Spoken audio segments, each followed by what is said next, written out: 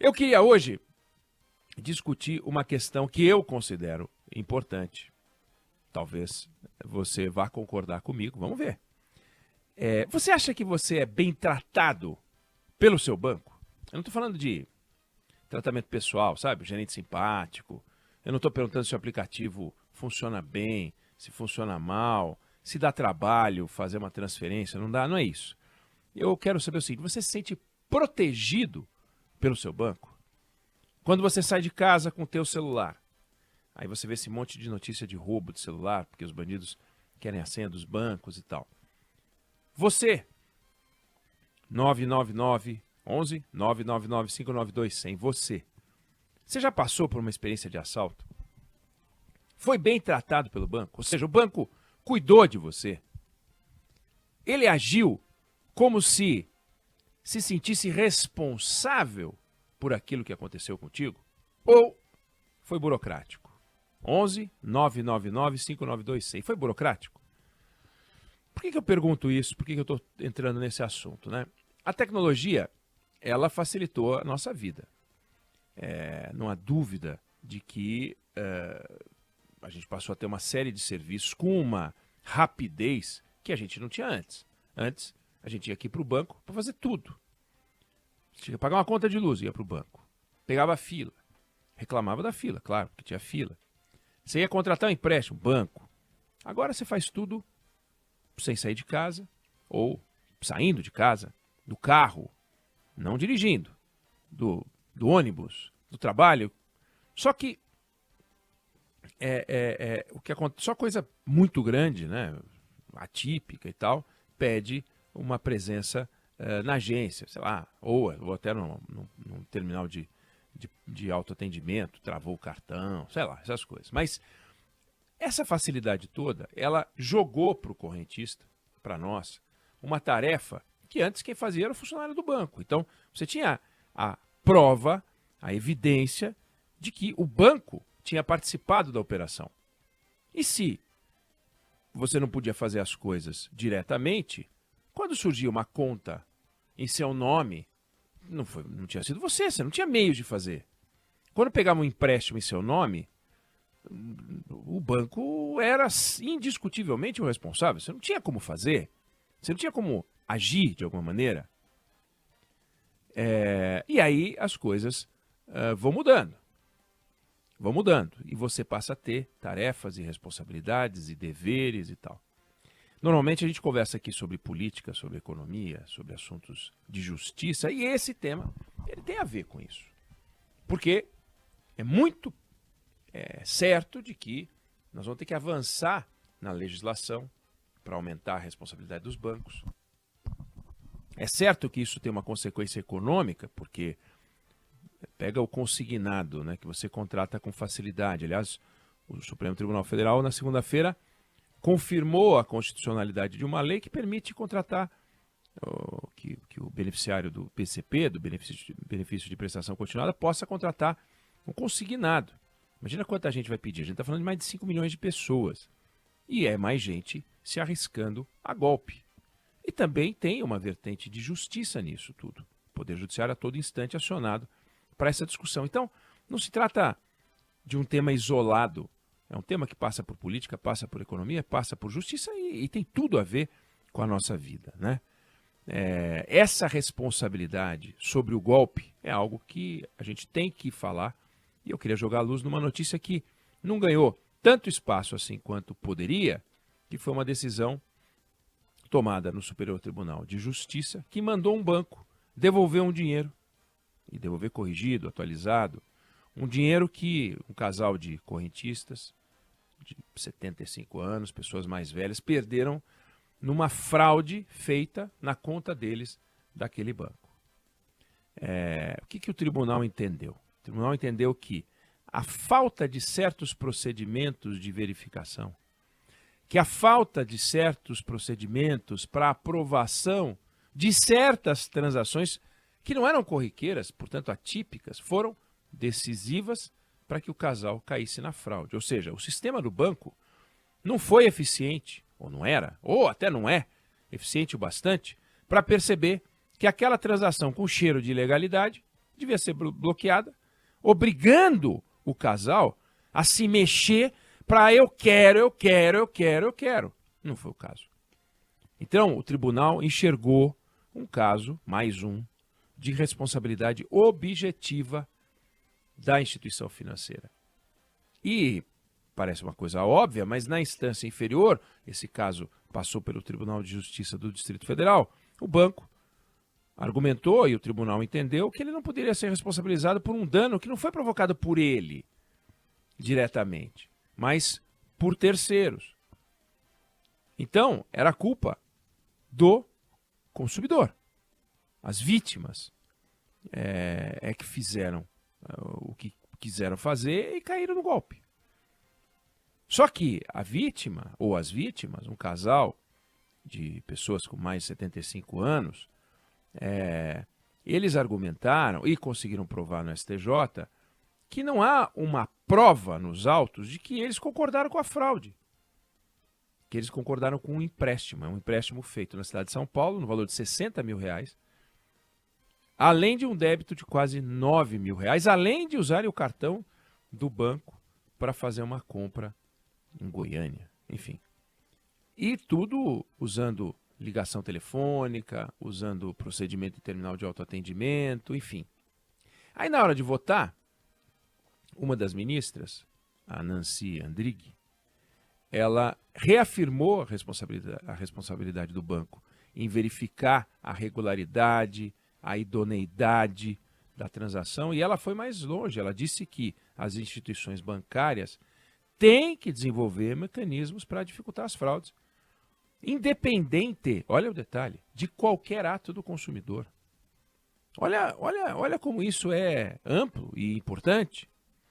Ela disse o seguinte, abre aspas, a instituição financeira, ao possibilitar a contratação de serviços de maneira facilitada por meio de redes sociais e aplicativos, que é o que acontece, a gente consegue fazer, tem o dever, já que está oferecendo, de desenvolver mecanismos de segurança que identifiquem e obstem movimentos que destoem do perfil do consumidor, notadamente em relação a valores, frequência e objetos. Um outro ministro, Marco Aurélio Belize, ele disse algo muito concreto. Hoje, o perigo é andar com o telefone. Temos que encontrar uma solução para que a tecnologia não seja uma forma de insegurança. E é essa a nossa conversa aqui. Uma empresa aérea, ela pode oferecer conforto, ela pode oferecer pontualidade, ela pode oferecer preço baixo, mas ela não pode prometer que nunca vai acontecer um acidente. Não pode. Só que acidente aéreo é uma coisa rara. O último acidente aéreo com voo comercial tem 15 anos no Brasil. Pega uma rede de farmácia. Pode fazer propaganda prometendo preço, pode prometer rapidez no atendimento, pode prometer que entrega rápido o medicamento, mas ela não pode prometer que todos os remédios que ela vende ali são seguros. Ela não pode prometer isso, não está ao alcance dela. Agora, não é comum a gente ver o recolhimento de remédio que faz mal. Acontece, mas é raro. Agora, no caso dos bancos, as fraudes estão para os bancos, como o acidente aéreo está para as empresas aéreas, ou o remédio que faz mal para as farmácias? Não. A fraude é uma eventualidade? Não. A fraude é corriqueira. Então, se a fraude é um desafio corriqueiro, algo há que se fazer, há que se dizer e há que se cobrar do sistema que vive com uma taxa de juros como a gente conhece que vive, que tem lucro como a gente conhece que tem, e que faz propaganda para atrair os clientes, e na hora que acontece algo assim, tira o corpo fora.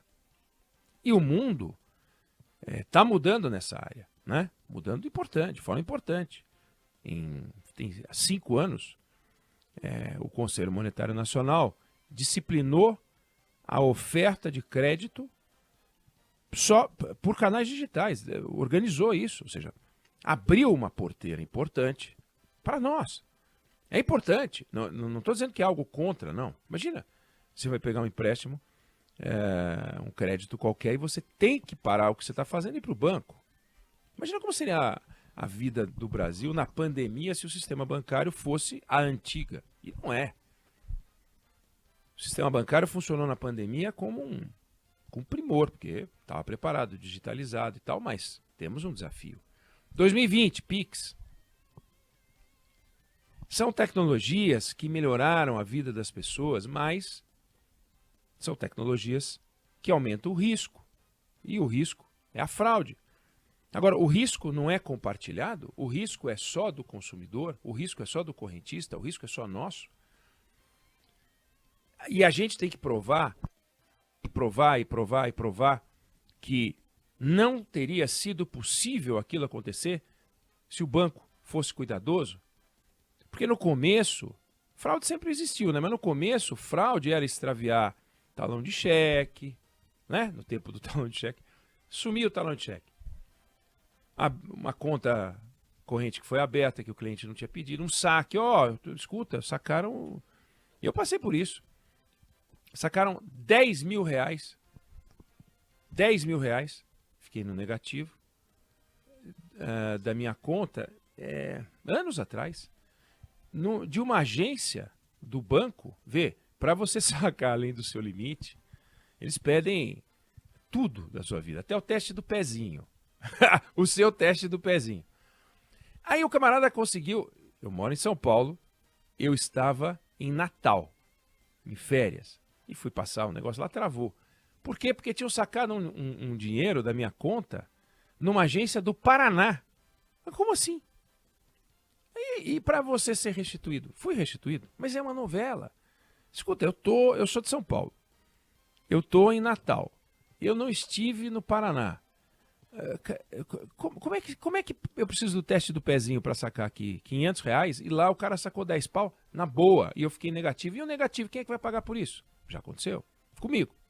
E 999, prefixo 11, 592-100. Óbvio que você deve ter histórias para contar, ou já ouviu ou viveu.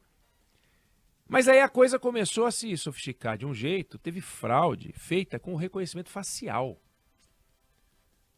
Foi parar na justiça, o correntista, mais de um empréstimo, em lugares diferentes, na mesma hora, feito por ele, em estados diferentes. Quer dizer, e ele teve que provar que, sei lá, foram 5, 6, que em 4 ou 5 não era ele.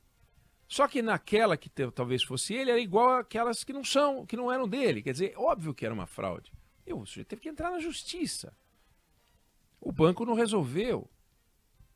O banco não achou que era com ele, sabendo que era com ele. O departamento jurídico dos bancos, extremamente competente. Aliás, os departamentos jurídicos de bancos estão entre os departamentos jurídicos mais sofisticados, mais competentes que o Brasil tem. Até porque o sistema bancário é extremamente competente, talentoso, forte, vigoroso. Mas espera aí. Se são talentosos, fortes, vigorosos, competentes, preparados e tal, eles sabem, têm formação jurídica para saber que eles estão errados. E quando eu falo eles, eu não estou falando de todos os bancos. Eu não estou citando o nome de nenhum banco. Porque não é o banco A ou o banco B. São episódios que atingem o sistema financeiro. Episódios que atingem, obviamente, com mais frequência, os maiores bancos. É evidente. Milhões de correntistas. Milhares de fraudes. E aí? Aí o banco se comporta daquele jeito covarde. E a covardia tem duplo sentido. Tem o covarde de se esconder e tem o covarde do forte contra o fraco. E nesse caso é o covarde do forte contra o fraco. E faz a seguinte conta. Se eu disser não aqui, o risco de eu perder é de 40%. Se eu disser sim, o risco de eu perder é 100%. Então vamos para 40%. E vamos brigar no 40%. E se a gente perder 40%, devendo 100%, a gente ganhou 60%. E assim vai. E é assim que funciona. Mas isso não está correto. Eu queria depois, na volta, a gente saber se temos histórias, Débora, Fábio, de gente que viveu experiências desse tipo e viveu o desafio de buscar os direitos no 11 999 592 100. Não sei se você concorda, não sei se você discorda, mas essa é a opinião que eu tenho sobre o assunto.